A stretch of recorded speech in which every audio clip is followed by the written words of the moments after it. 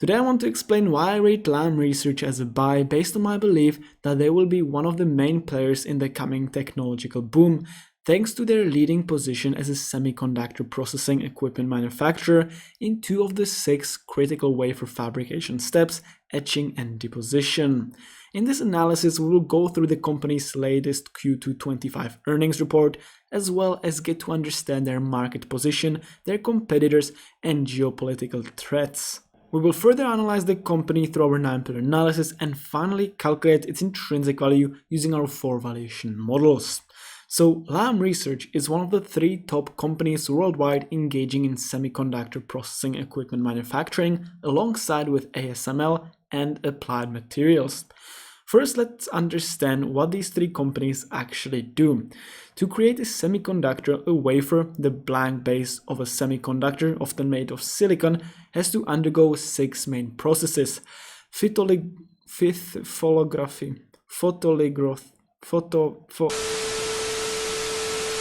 etching, doping, deposition, chemical planarization, CMP, testing, and packaging. Lam is the world leader in the creation of machines that carry out 2 of these processes, etching and deposition, with a 35% and a 29% market share respectively. This makes it quite obvious that they play a key role in the AI and technology boom of the early 21st century. Now, as I already mentioned, the company plays a key role in wafer manufacturing worldwide, but let's dig in a little deeper and uncover some potential issues. Firstly, I want to point out that Lam operates in 14 primary locations, of which only 3 are in the USA. You probably already know where I'm going with this. Indeed, the danger from tariffs. With Trump proposing to implement higher import tariffs on South Korea and Taiwan, the 2 countries that hold more than a third of the company's primary locations, proposing up to a 100% tariff on semiconductors made in Taiwan and suggesting increasing the tariff on South Korea, Lam's profitability might suffer. Furthermore, 17% of the company's revenue comes from sales in Taiwan, mainly TSM, with 25% coming from South Korea and 31% coming from China. This accounts for a combined percentage of 73% and 91% when we consider Japan, which is more than 3/4 of the company's total revenue coming from Asia, which, as we all know, is the US's competitor, and therefore the current Trump administration has hinted towards and proposed the banning of a portion of semiconductor exports into that region. This would greatly affect Lam's ability to generate revenue and net income. Now, with all the negativity out of the way, let's look at the positive future of the company. From 2025 to 2034, the AI semiconductor market is expected to grow at a CAGR of 15.23%, rising from 56.42 billion to 232.85 billion. As I mentioned before, Lam is the leading company in etch, deposition, and cleaning technologies, which play a fundamental role in the creation of HBM, high bandwidth memory chips, which play a crucial role in any advanced AI. Essentially, the smaller and more powerful the chip, the better. But to create chips like this, more steps are required, and that directly benefits Lam, as it is an area they focus on. The company's HBM revenue is growing at an astronomical rate, growing by more than 50% from Q1 25, and expected by the management to grow twice the corporate average at least until 2026. My further bullish sentiment is supported by the chip size always getting smaller. As I already mentioned, the creation of smaller chips requires more steps, allowing Lam to charge more for their product and potentially raise their margins. So overall, Lam is looking forward to some decent growth.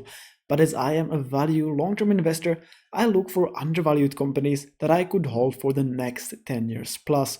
So instead of short-term quarterly reports, let's look at the historical fundamentals using our 9-pillar analysis. For those of you who aren't familiar with the 9 pillars, let me quickly sum them up. Pillars 1 and 2 represent the 5-year PE and price to free cash flow ratios respectively. Pillars 3, 4, and 5 illustrate the growth in revenue, net income, and free cash flow over the past 5 years. Pillar 6 focuses on the 5-year trailing profitability, while Pillar 7 highlights the change in shares outstanding. Pillar 8 tracks dividend growth, and Pillar 9 calculates the ratio of long-term liabilities to the 5-year free cash flow minus dividends, which assesses a company's capability to pay down debt within a reasonable period while still paying out dividends. You can see that Lam is a 9-pillar company as everything is sitting in the green. But let's take it all apart.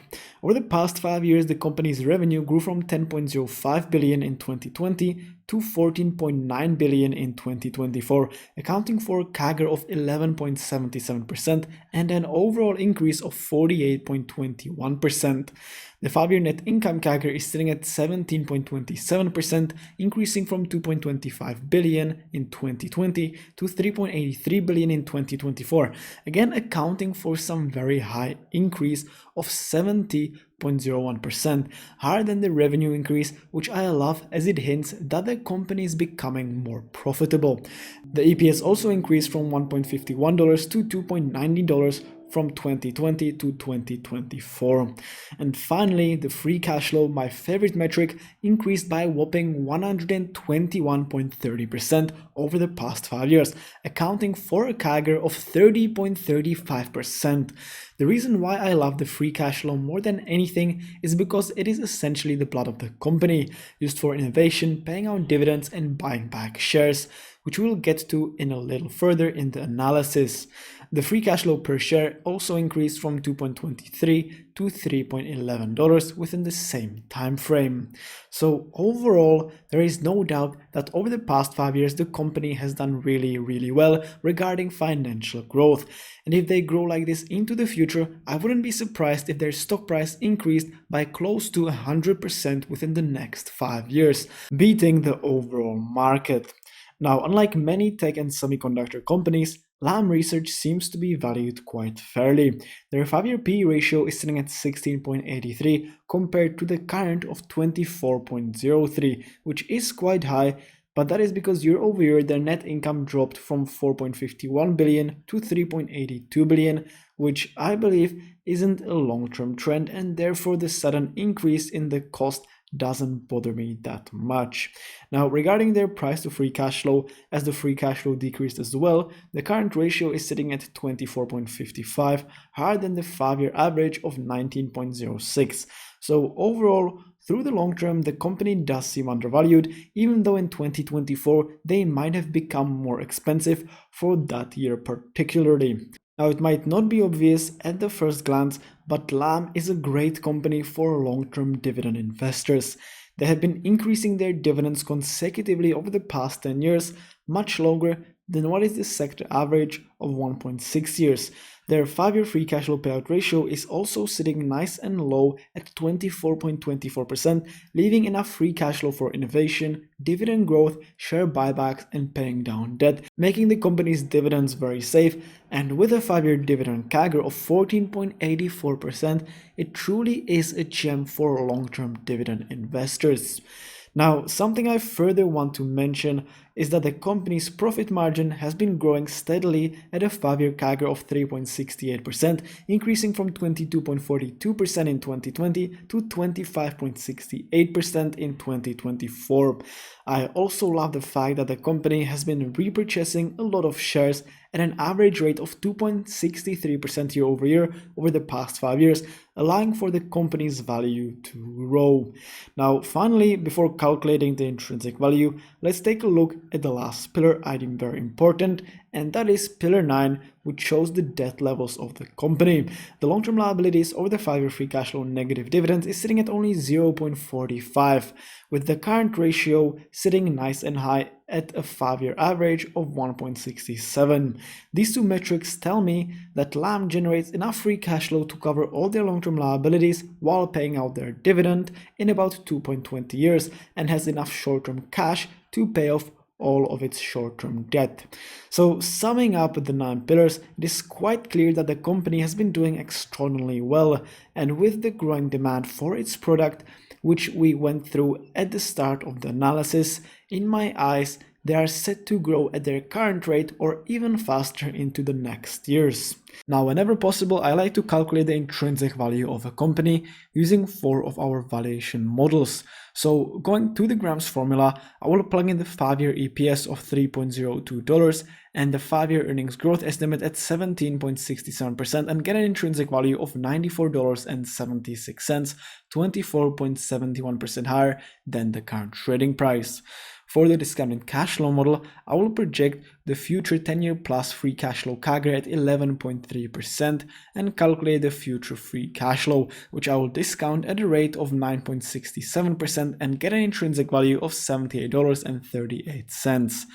For the third valuation model, the multiples valuation, I will compare Lam Research to 2 of its competitors, ASML and AMAT. I will take these competitors' P ratios and average them out to 26.99, multiply by the current EPS of Lam Research and get an intrinsic value of $88.81. And finally, moving to the dividend discount model, I will project a growth rate into the future of 10%, and using that, I will calculate the next year's dividend at $1.01. I will then combine that with the stock price next year predicted by analysts and our discount rate and get an intrinsic value of $108.63.